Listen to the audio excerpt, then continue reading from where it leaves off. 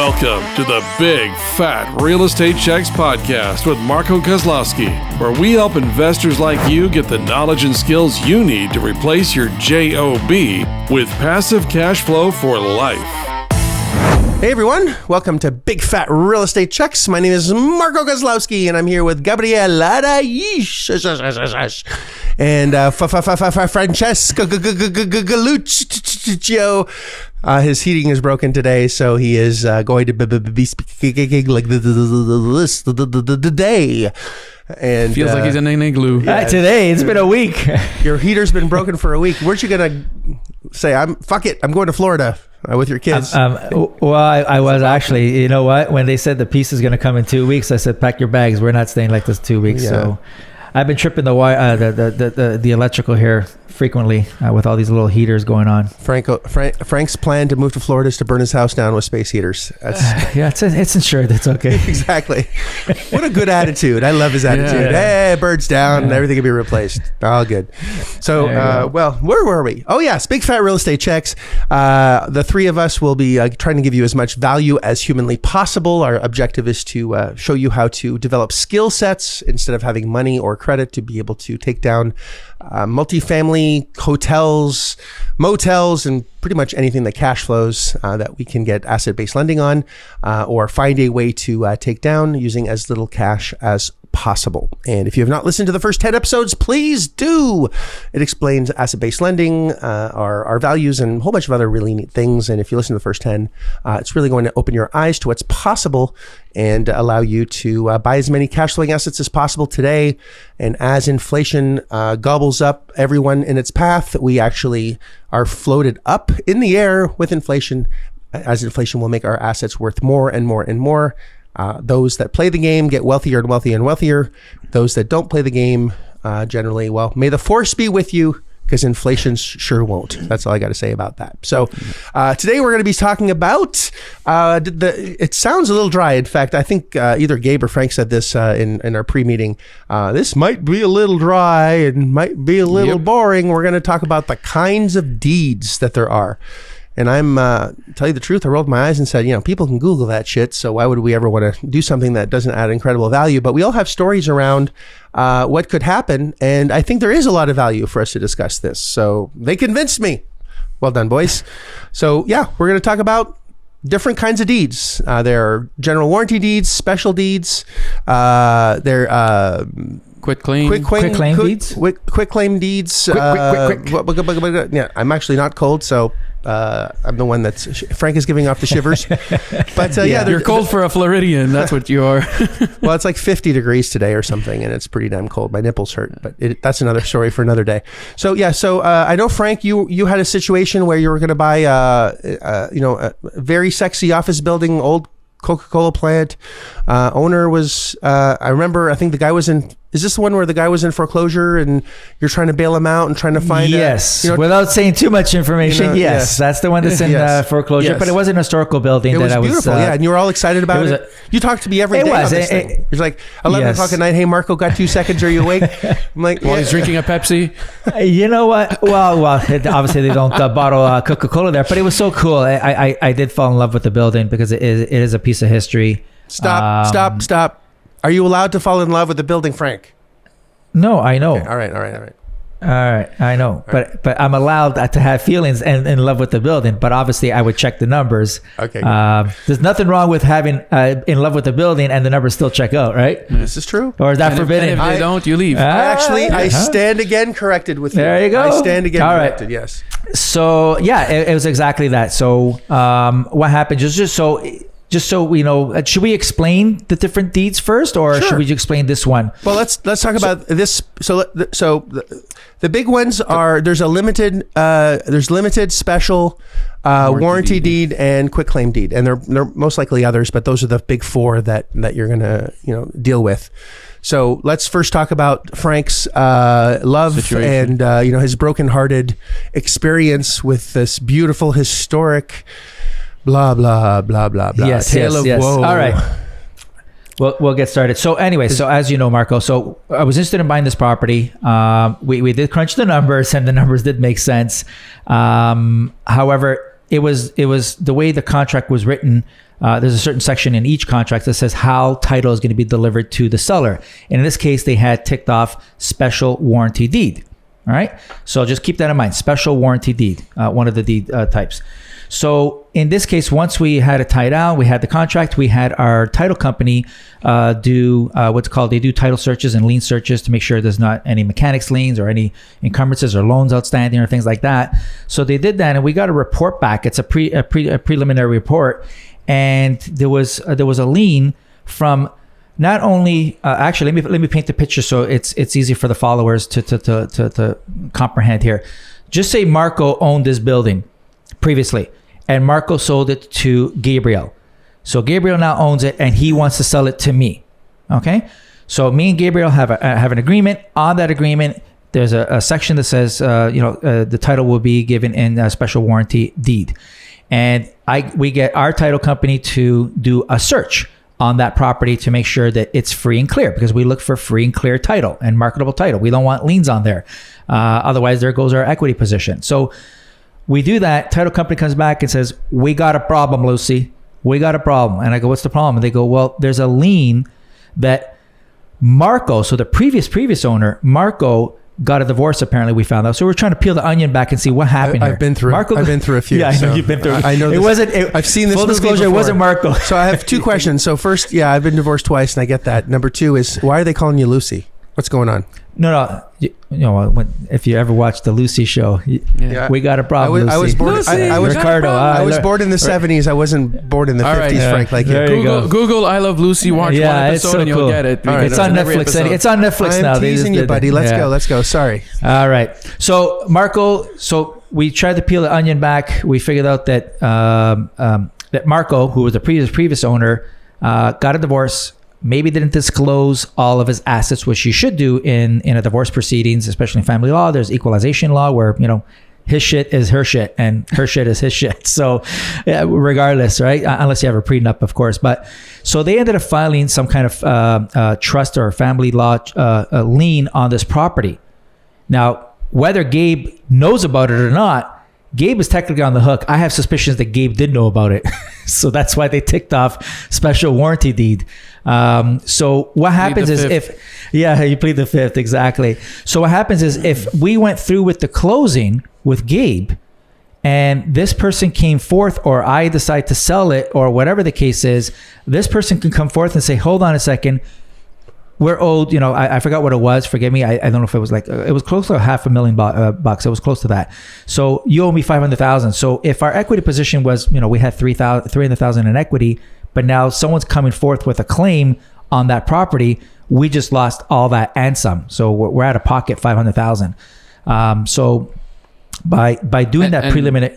Sorry, I was going to say, and that impacts you. It doesn't impact me, the seller, at that point because of the special warranty deed. You're out of the picture now after I buy it. Mm-hmm.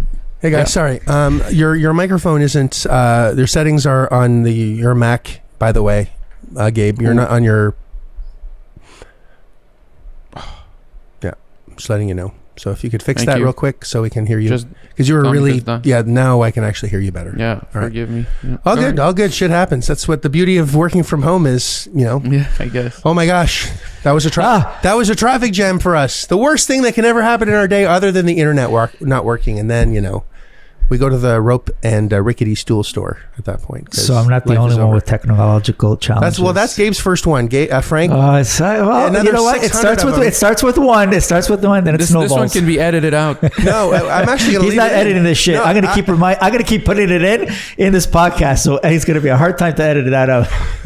All right, keep going on the story. I love you. Sorry about that. Yeah, I don't know where I was. So exactly. So start Gabe, from the beginning, Frank, because we have all the time. No, I'm not going to start from the beginning. I'm not doing that. So Gabe, in essence, after he sells it to me, he's not going to care. So I'm the one left holding the bag. Well, it's true, and you got to be very cautious of this. This can also happen with a quick claim deed, which is they don't check shit. No one checked.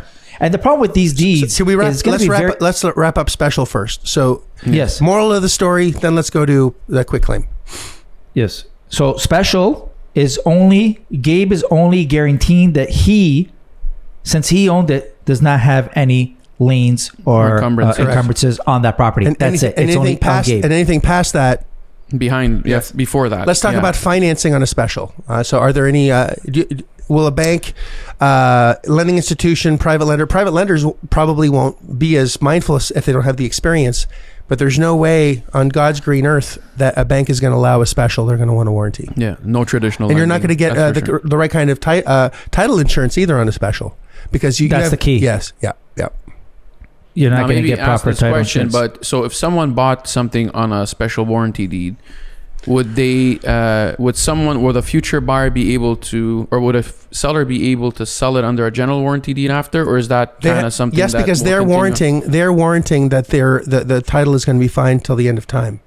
So that seller is warranting, which means if there is a problem, that seller is going to be liable, and that's the point. Okay. The reason I ask this, and it's more for the listener really, is that some sellers will play that card. They want to sell it to you under a special warranty deed, said, well, that's how I bought it, so that's how I'm selling it. I can't do it otherwise, and that's bullshit. so just keep that in mind. Well, the same thing with a quitclaim deed, right? Mm-hmm. So do we want to get into that? Yeah, you can get it to a quitclaim. So what the quitclaim deed is basically the owner, the current owner, is just throwing up their hands. They just bought it without doing any preliminary search on title. So they're buying it blindly. Usually people use quitclaim deeds when they're transferring properties within their own network or a related entity or something like that.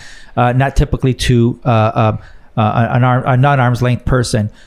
So doing a quitclaim deed is going to be very difficult to get title insurance and to get a lender, especially if using financial institutions to do so. It really does fuck up chain of title, because I had someone quitclaim me a property, and it was a complete beast to actually get, as you said, title insurance. To refinance it, I had to go through a whole bunch of hoops. It's a bitch. So couldn't you pay for the general at that point as a buyer? Well, I could. It's in the chain of title. When there's a quitclaim, there's usually a red flag, because just because someone quitclaimed it doesn't necessarily mean it was the actual owner, right? Right. There have been scams where people are quitclaiming a property that they don't even own, right? All they do is they sign, there's a quitclaim. They don't check to see if the signatures match on who actually signed for it versus who it is, right? And now it's actually been deeded to someone else, and now it's a mess, right? So let's summarize this, because basically, just for the listeners' benefit here, a quitclaim deed will make no assurance that the seller actually has an ownership interest in the property. What it's going to do is that if that seller did have an ownership interest, they've released the ownership rights. That's all a quitclaim deed does. It basically says, I relinquish all my rights over to you, and if they don't have any rights, it's still a valid quitclaim deed, because they have no rights anyway, and they're relinquishing the rights they didn't have to you. Correct. Or if they're married and they do a quitclaim, which in the very beginning of my journey, I made a shit ton of mistakes. I had this, I would go buy an asset and a house. I was doing a lot of houses back then. In fact, mostly houses back then. No, let me amend that. Only houses back then. I'd go in and I'd get all the paperwork done to take over their property subject to the existing financing, not realizing that they were married. And I owned half the house. So then when I sold it, she came out of the woodwork. Exactly. And that was fun. Not. Yeah, so because you technically had a third divorce there. It was yeah. So just by default, by default, I had a third divorce. Didn't even know what the heck. Where'd you come from? It wasn't pretty, And then yeah. And then there's this dispute, that dispute. Then there's it's not pretty. So you could clean it up though. Well, I'm still here, So yeah, you can clean it up. It's just ignorance is very expensive. Just remember that. So if you're, there, and it's kind of it's almost in the same kind of conversation that we're having, because if there is in the transfer of title, which is what we're kind of talking about, and doing it properly, if there's a marriage or it's a common law state, if someone's been, like Florida doesn't have common law, but if I'm in New York and someone's been living together for 2 years, they're technically married. Right. So, or in other states, they have common law versus no common law. So it's very, very important that the spouse died, but they haven't recorded it properly they haven't done a proper transfer, you're going to mess up the title, and chain of title can actually be pretty devastating if you don't do it right. So, meaning that you can't get refinanced, it's going to be harder to sell. You can't get title insurance, which means that if you can't get title insurance, you can't sell it to someone that wants a mortgage. And finding someone that has that amount of cash, if you're dealing in higher end assets, or even something that's over $500,000, there's not that many people. Your buyer pool goes down significantly the more expensive the asset is. So unless you go to super luxury homes where someone has a $20, $30, $40 million property, those aren't ever financed. People just write checks for those. So there's vast disparities in either you have a way too much cash, or there's a lack of it, and you want to make sure that you're able to quickly buy or quickly sell the right way. So just to rewind a little bit, special warranty deed only isolates the buyer that you're buying from, and anything that happened before that buyer you're exposed to. So stranger danger. Seller. Yeah, correct. Seller. So if you buy it with special, you're basically not covered for anything that happened in the past other than the last buyer, the last seller. All right, which is stranger danger, right? Yes. And then we have warranty deed. I think quick claim deed. Forgive me. Quick claim deed, which is someone just giving their interest into the property, whether they have it or not, into your name, which opens up a can of worms of chain of title issues, not being able to get title insurance, and financing issues. So there's other things that can affect you as well. So I know, Gabe, you're like chopping at the bit. Go. No, I was just saying that for the listener, and I'm just thinking of them right now. And if you're listening to all this now, there's a fear factor, right? And this is, I guess, to a certain extent, what we wanted you to understand. I mean, this is going to happen on your journey. If you're in real estate for a long time, you're going to see these types of warranty deeds, but there is a way to protect yourself from all this. And it's to make sure that when you're buying a property, it's always with a general warranty deed, because a general warranty deed is basically the seller's responsible, or is going to be responsible for a breach of any warranties or guarantees, even if that's happened without their knowledge, and it happened 3 sellers ago, 4 sellers ago. It kind of guarantees the whole history of the title. So that's kind of the point that we wanted to make here, is understand the 3 different types or 4 different types. There may be even more that we don't know about. I don't know if I've seen anything else. I know, Frank, you're mentioning there was maybe a state deed or state type of deed. Yeah, it's some states have a hybrid between general warranty deed and the special warranty deed, But so just, make sure that you're always, there's always a general warranty deed, and that's a pushback. If a seller wants to sell any other way, then there may be red flags in the past, and it's basically just a signal to keep digging, and especially during your due diligence. And but we push, I don't think we recommend anyone buying a property unless it's with a general warranty deed. We that's something that we try and stay away from. Now, I highly recommend that you get the title company or the attorney or the closing agent that you're buying a property through. Never buy directly to seller. Always use a title company. You never want to go direct to seller unless you really know what you're talking about. And even then, I would still use, even if I'm buying a property subject to, I used to do tabletop closings when I first got into the business and took over debt constantly. And I did what's called a tabletop closing. The problem with a tabletop closing is the seller doesn't feel they actually sold the property because it's done on a tabletop. So getting a title company to actually do it for the $500 that would cost for them to do it is a huge value, because it's closed, it's sold, they can't go back around it. They feel like it's closed, and they don't feel like they were taken advantage of, or that they can unwind the transaction. They talk to a friend and they say, hey, this investor came over and I just signed over my property at my tabletop. And they're like, yeah, I don't think that was legal. You should go get an attorney. And then, it just gets pretty squirrely at that point. Snowballs. Yeah. And you can avoid that just by using a title company, because then. And the title companies, what do they call? They're insured, right? For all that stuff exactly. Too. So that's it. So there's a liability factor. That $500 is going to save you a lot of pain in the ass, and, potentially millions if you do this business, a lot. There's also a limited warranty deed, which is generally when a bank takes over a property and it's foreclosed on, and you're buying it directly from a bank. So there's a default of some kind, and the banks generally sell it with a limited but it's not going to be difficult to change that to a general. Yeah, when you title companies understand what that is and the situation, and obviously as foreclosures are not rare.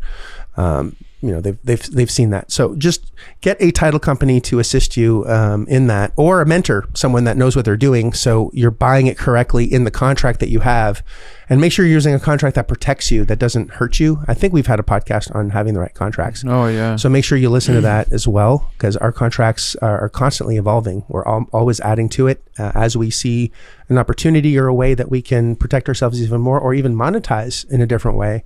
We're going to add it to our agreements as well. So education is key. Having the right person or people or group next to you that really care about your success, that aren't necessarily, leeches or parasitic, where, they're relying on you in order to generate their income, is very important. That really just want you to do well because they want you to do well. And that's all three of us, really. So if you enjoy, is there anything else? I'm wrapping it up, but I think we covered the bases here. Yeah. So hopefully this was more interesting than a Google search. And if you enjoyed this, obviously like it, love it, share it. We absolutely love giving you as much value as possible. We'll see you on the next podcast. And I'm excited for the next one, because we don't have any idea what we're going to talk about, but it's going to be great. Don't miss it. If you like this episode of Big Fat Real Estate Checks, then show some love by leaving a comment and a good rating. Also, as a thank you for tuning in today, we've got a special free gift. The journey to passive cash flow for a life starts by finding deals, and it's easier than you think. Simply go to getdealsbytuesday.com, enter your email address, and we'll send you a free quick start course called Deals by Tuesday. Even if it's 11 p.m. Monday night, this course will show you how to find discounted real estate deals by Tuesday. It's that fast and simple. Go to getdealsbytuesday.com and start your journey toward life-changing cash flow today. Thanks for tuning in, and we'll see you on the next episode.